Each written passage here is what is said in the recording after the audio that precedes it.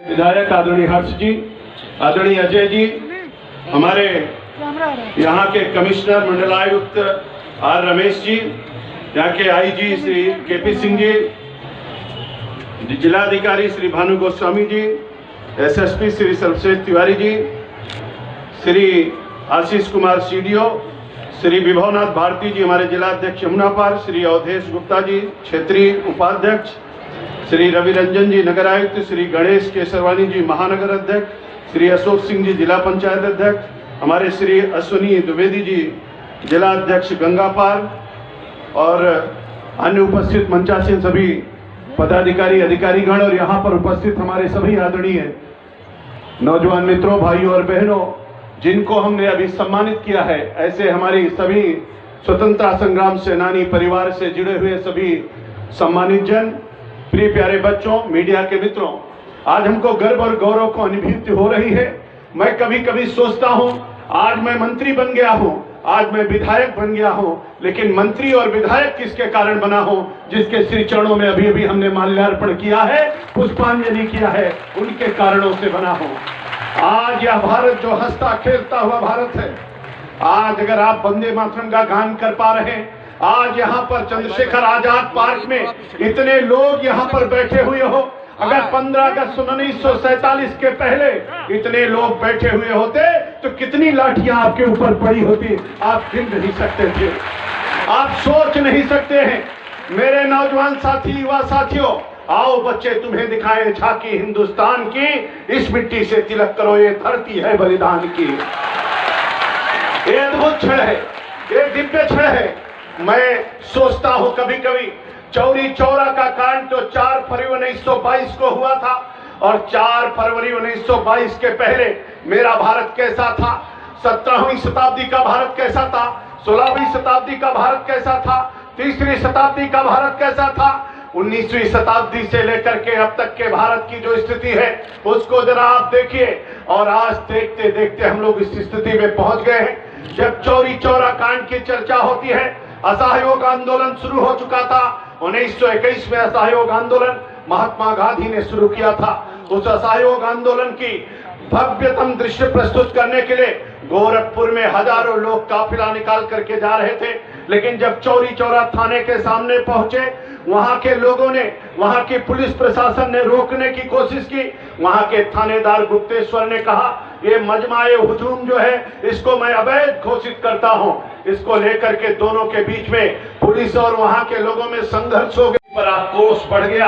आक्रोश बढ़ने के बाद पुलिस के लोगों ने गोली चला दी और देखते देखते 11 लोग वहीं पर शहीद हो गए चौरी चौरा थाने के सामने। और उसके बाद आक्रोश और बढ़ता चला गया, पुलिस की गोली खत्म हो गई, सारे लोग भगदड़ मच गई, भाग करके लोग थाने की तरफ जाने लगे, थाने के अंदर घुस गए। लेकिन भीड़ और आक्रोश उस समय इतना जबरदस्त तरीके से बढ़ चुका था, लोगों ने थाने में आग लगा दी।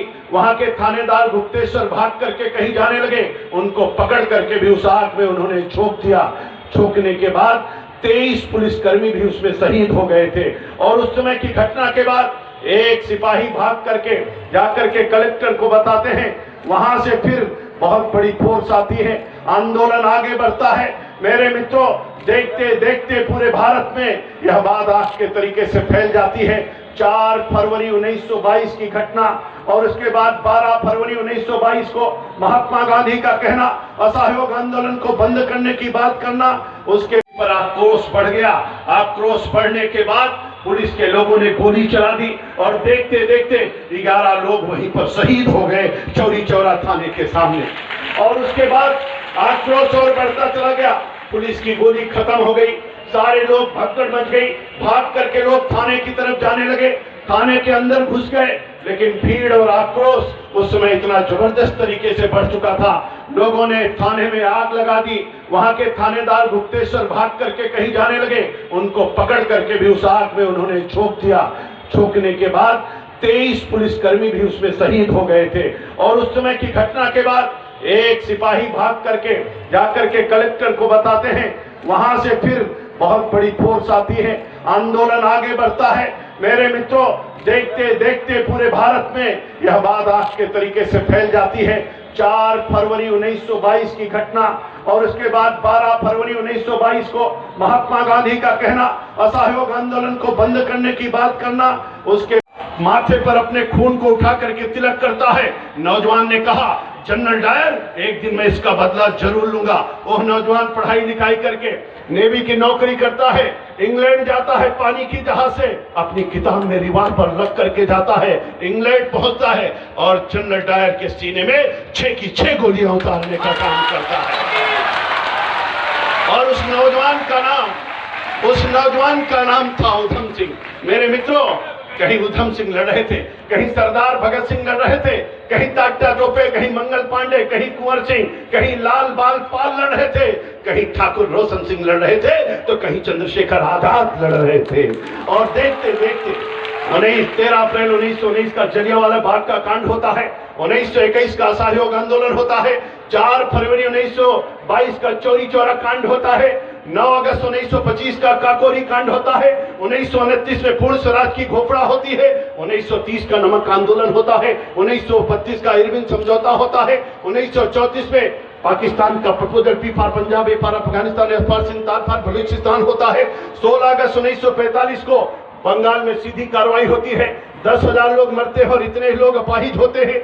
देखते देखते स्थितियां कहां से कहां पहुंच जाती है। मेरे मित्रों, मैं आपका आह्वान करता हूं, निवेदन करना चाहता हूं, जब तक जिएंगे भारत माता के लिए जिएंगे और जब मरेंगे तो भारत माता के लिए मरेंगे। ऐसे संकल्प के साथ हम लोग आगे बढ़ेंगे। आज के इस अवसर पर मैं उन शहीदों को श्रद्धांजलि देता हूं, ऐसे परिवार के लोगों को जिनको सम्मानित किया, इनके सबके श्री चरणों में शीश झुका करके प्रणाम करता हूं और याद करता हूं और प्रभु से प्रार्थना करता हूं, ऐसे शहीदों के प्रति हमारी सबकी विनम्र श्रद्धांजलि चलती रहे, इनका सबका सम्मान होता रहे जहां कहीं भी वो लोग होंगे। निश्चित रूप से आज उनके कारण से ही सब कुछ हम लोगों को प्राप्त हुआ है। उनके प्रति मैं अपनी विनम्र श्रद्धांजलि अर्पित करता हूं, सत सत उनको नमन करता हूं। जोरदारी से जरा दोनों हाथ उठा करके भारत माता का जयकारा लगाइए और जयकारा लगाते समय मुट्ठी बांध करके जयकारा लगाइए। बोले भारत माता की, भारत माता की, भारत माता की, वंदे वंदे वंदे। मेरे मित्रों, आप सबको बहुत बहुत धन्यवाद करते हुए आदरणीय प्रधानमंत्री जी को, आदरणीय मुख्यमंत्री जी को, जिन्होंने भव्य कार्यक्रम के लिए आह्वान किया है, लोगों को प्रेरित किया है और इसका शुभारंभ किया है, मैं आदरणीय प्रधानमंत्री जी को भी प्रणाम करता हूं, उनको धन्यवाद करता हूं।